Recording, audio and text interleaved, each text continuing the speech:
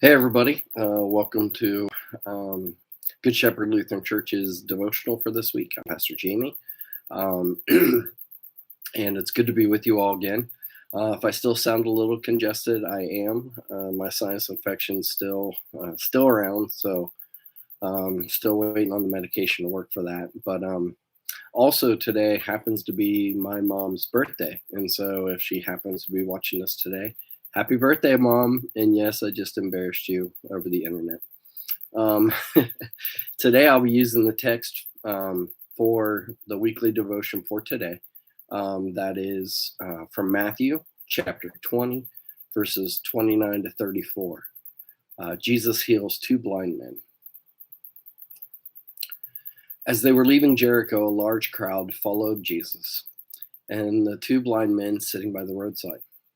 When they heard that Jesus was passing by, they shouted, "Lord, have mercy on us, Son of David." The crowd sternly ordered them to be quiet. But they shouted even more loudly, "Have mercy on us, Lord, Son of David." Jesus stood still and called them, saying, "What do you want me to do for you?" They said to him, "Lord, let our eyes be opened." And moved with compassion, Jesus touched their eyes, and immediately they regained their sight and followed him. This ends our reading. It's said that Winston Churchill had the shortest speech that was given to a graduation for boys in a public school, which is the equivalent to a private school here in the US. Boys, he said, never give up. Never, never, never. Now, sources vary, but I've checked further and found out what I think was the actual quotation that was delivered by Churchill. It was delivered on October 29th, 1941, to the boys at Harrow School.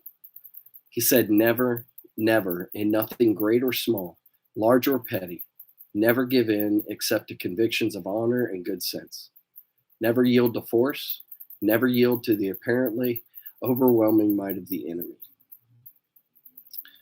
What makes this speech so powerful, of course, is that Churchill didn't just say these words, but he lived them. We might read the story of Jesus' healing of the two blind men in such the same way, as it provides a powerful example. For sometimes you have to try and try again to gain your heart's desire, never giving up even when the odds are stacked against you. And these two blind men definitely had the odds stacked against them.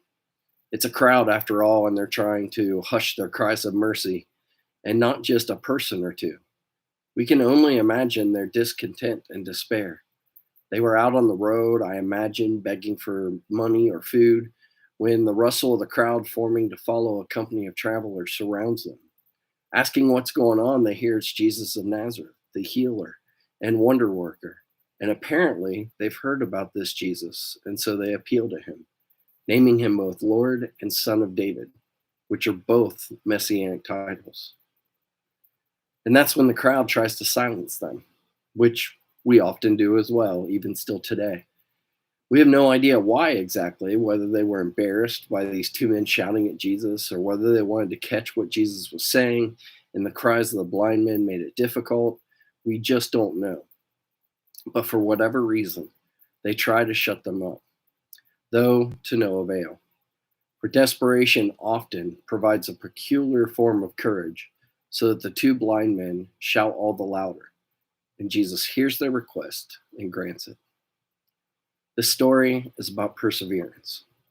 All too often, however, I hear this story and ones like it applied to the faith lives as if God is unwilling to hear our request uh, or must be petitioned by many times to hear our prayer.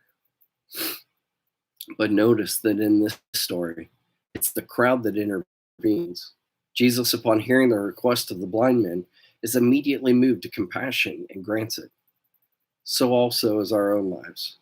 Do not believe that God is not eager to hear and receive and respond to our prayers.